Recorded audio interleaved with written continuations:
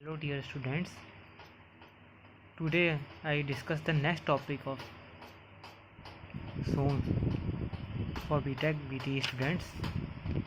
ये एक next topic है, काफ़ी इंपॉर्टेंट टॉपिक है अभी, bending moment and shear force. तो सबसे पहले बात करेंगे first of all discuss the what is bending moment and what is shear force. Under the action of transverse loading on the beam, shear force and bending moment will set up at every section। जब भी transfer loading beam पे act करता है, अब बात करते हैं, अब टर्म आया है ट्रांसफर लोडिंग। ट्रांसफर लोडिंग वो लोडिंग होती है जो किसी प्लेन पर परपेंडिकुलर लोड अप्लाई किया जाता है, plane of geometry, just like this. ये एक प्लेन है मान लो, तो इस पर इस तरह से अगर लोड अप्लाई किया जाएगा तो ये ट्रांसफर लोडिंग कहलाएगी। तो जब भी ट्रांसफर लोड बीम पे अप्लाई किया जाता है तो हर एक क्रॉस सेक्शन पे shear force and bending moment act करता है बीम में। तो शियर फोर्स ऐसे क्या है, the force that tries to shear off the section of the beam and is numerically equal to the algebraic sum of all the forces acting normal to the axis of the beam, either left और right. इसका shear force वो force जो कि beam को shear करना चाहे, और वो जितने शियर फोर्स है उनका algebraic सम जो है बीम के परपेंडिकुलर एक्सिस पे, ये लेफ्ट और राइट सेक्शन पे हो, उसका मैग्नीट्यूड के बराबर हो, उसको बोलते हैं शियर फोर्स। और बेंडिंग मोमेंट जो है, जितना algebraic sum of bending moment और मोमेंट जो है फोर्स का जितने आ रहा है साथ में, सबका समेशन जो होता है, जैसे मान लो एक सेक्शन पे बेंडिंग मोमेंट है F into del X one, दूसरे पे F into del X two, तीसरे सेक्शन पे, तो सबका समेशन जो होगा वो बेंडिंग मोमेंट कहलाएगा। अब ये सब में यहाँ पे बीम की बात हो रही है, तो बीम बेसिकली स्ट्रक्चर मेंबर होता है, कोई any structure member whose longitudinal dimension is large compare to the lateral dimension. वो स्ट्रक्चर मेंबर जिसका लॉन्गिट्यूडिनल डायमेंशन जो है, यानी अलोंग द लेंथ वाला जो डायमेंशन पार्ट है वो काफ़ी लार्ज हो किस कंपेरिजन टू डायमीटर या विड्थ के, उसको हम लोग कहते हैं बीम। तो ये बीम जो है वो सपोर्ट होती है अलोंग द लेंथ के, यानी अलोंग द लॉन्गिट्यूडिनल एक्सिस के, और उस पर जो लोड लगाया जाता है वो लॉन्गिट्यूडिनल एक्सिस के ट्रांसफर, यानी कि लोड जो होता है वो परपेंडिकुलर लगाया जाता है उस पर। और एक ये जो बीम यूज़ होती है वो लिमिटेड लेंथ के लिए यूज़ होती है। और बीम जो बनी होती है, मटेरियल जो यूज़ किया जाता है, तो स्टील, वुड या फिर कंक्रीट की बीम यूज़ की जाती है, और इसको स्ट्रक्चर्स में, फ्रेम्स में यूज़ करते हैं, ब्रिजेस बनाने में यूज़ करते हैं, या फिर बिल्डिंग्स, जो बिल्डिंग बड़ी बड़ी होती है उसमें बीम का यूज़ किया जाता है। अब shear force and bending moment के साइन कन्वेंशन क्या होंगे?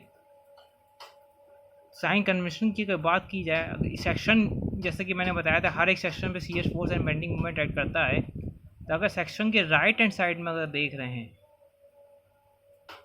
तो शियर फोर्स जो होगा वो डाउनवर्ड डायरेक्शन में जो होगा वो पॉजिटिव लिया जाएगा, और अपवर्ड डायरेक्शन में होगा वो नेगेटिव लिया जाएगा। सेक्शन के लेफ्ट देख रहे हैं तो अपवर्ड डायरेक्शन में जो शियर फोर्स होगा वो पॉजिटिव डायरेक्शन होगा, और डाउनवर्ड जो डायरेक्शन होगा वो नेगेटिव होगा। ये डिपेंड करेगा कि किस सेक्शन के राइट साइड में कंसीडर किया जा रहा है कि लेफ़्ट साइड में कंसीडर किया जा रहा है।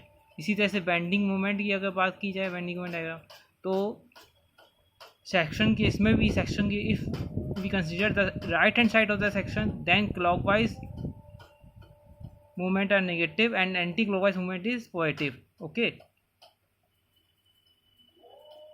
अगर लेफ्ट साइड में देख रहे हैं सेक्शन के, तो एंटी क्लॉकवाइज मूवमेंट पॉजिटिव होगा, और क्लॉकवाइज मूवमेंट जो होगा वो नेगेटिव होगा। सॉरी, अगर सेक्शन की लेफ्ट साइड में हम लोग देख रहे हैं तो क्लॉकवाइज मूवमेंट पॉजिटिव होता है, और सेक्शन के राइट हैंड साइड में अगर देख रहे हैं तो एंटी क्लॉकवाइज मूवमेंट पॉजिटिव होता है। यानी बीम को डिफ्लेक्ट करके ऊपर की डायरेक्शन में अगर ये अपवर्ड की तरफ उठा रहा है, तो ये इस टाइप का जो बेंडिंग मूवमेंट होगा वो कहलाएगा पॉजिटिव बेंडिंग मूवमेंट। और इसके अपोजिट डायरेक्शन में बीम को डाउनवर्ड नेगेटिव डिफ्लेक्शन अगर प्रोड्यूस करेगा बीम की तरफ under the action of transverse loading, तो ये नेगेटिव बेंडिंग मूवमेंट का साइन होगा। यानी कि इस तरीके से अगर है, फॉर एग्जांपल ये एक बीम है सपोज कर लो, और इसमें यहाँ पे एक सेक्शन मैंने ले लिया, बैंड मूवमेंट क्या होता है, फोर्स इंटू परपेंडिकुलर डिस्टेंस, तो ये बेंडिंग मूवमेंट। अगर सेक्शन के राइट हैंड साइड में देख रहे हैं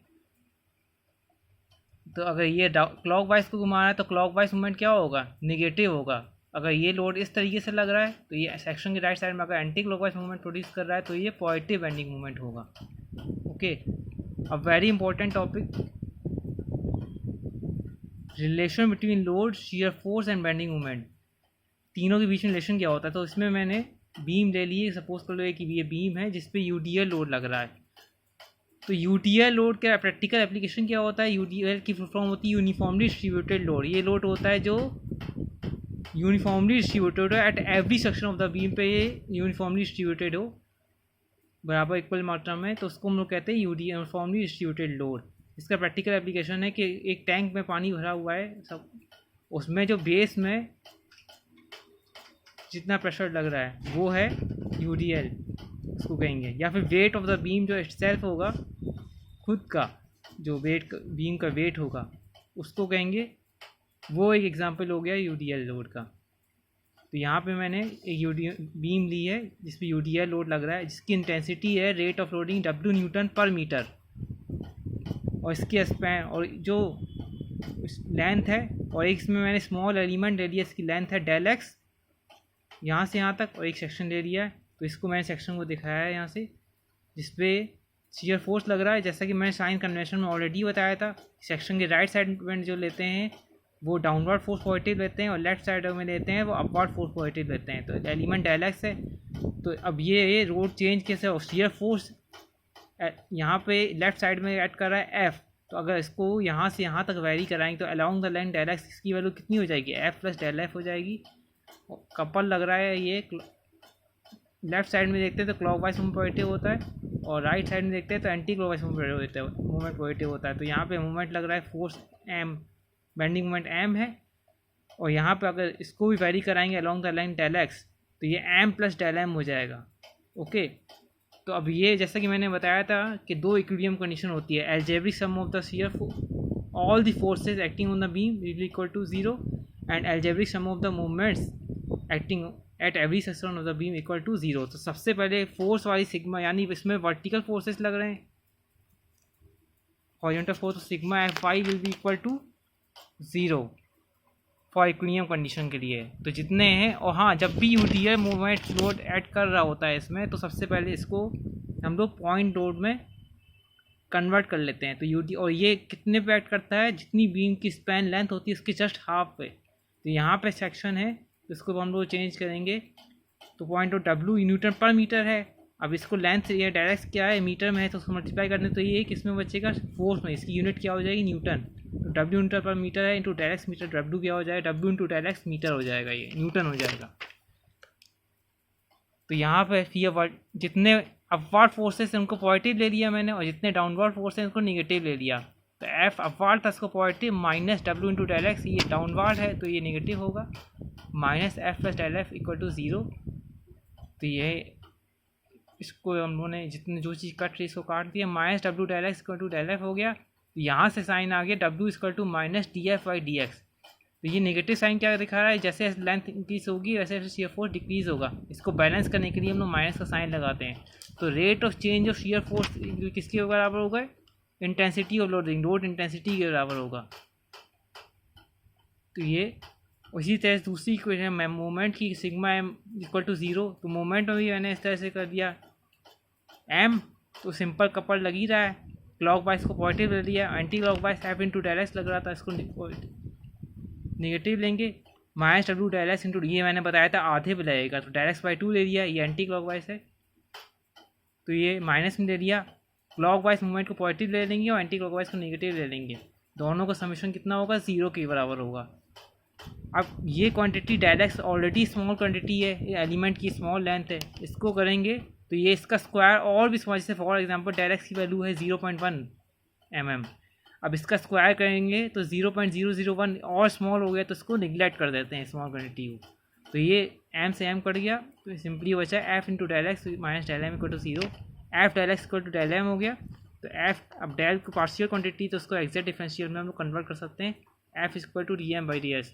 तो ये दिखाता है rate of change of bending movement equal to the shear force.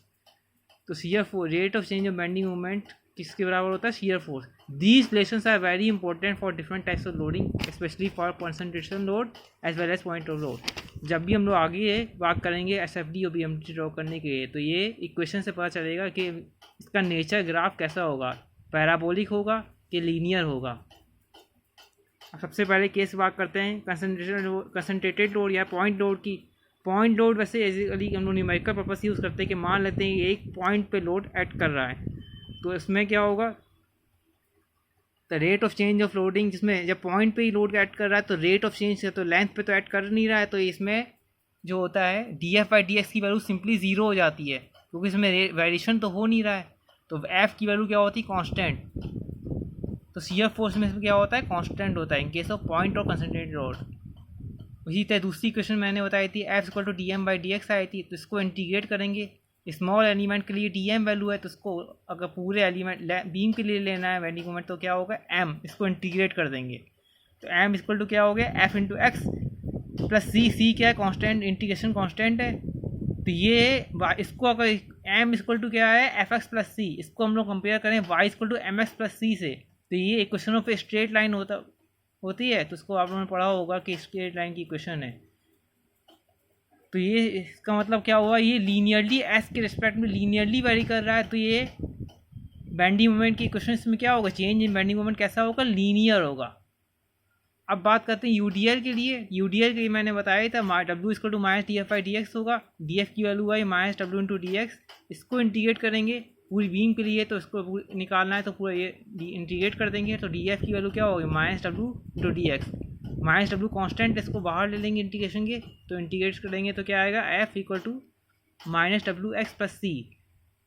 अब इसमें इसको फिर कंपेयर करेंगे y=mx + c से, तो इसमें दिखा रहा है इक्वेशन शियर फोर्स कांस्टेंट है,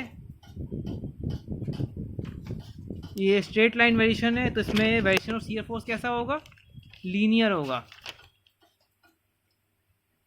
ओके, इसमें वेरिएशन ऑफ शियर फोर्स क्या होगा, linear equation of straight line. यानी कि इस तरीके से अगर लाइन है, ये ओरिजिन से पास कर रही, तो ये लाइन होती थी y=mx, क्योंकि यहाँ पे ओरिजिन से पास कर रहे हैं, तो ये कांस्टेंट y=mx की लाइन पढ़ते थे एमएस में। तो वही चीज़ है यहाँ पे y=mx + c से कंपेयर कर रहे हैं, तो ये लीनियर इक्वेशन हो गई। लीनियर इक्वेशन का मतलब होता है इसमें कांस्टेंट की डिग्री जो होती है वो 1 होती है इक्वेशन।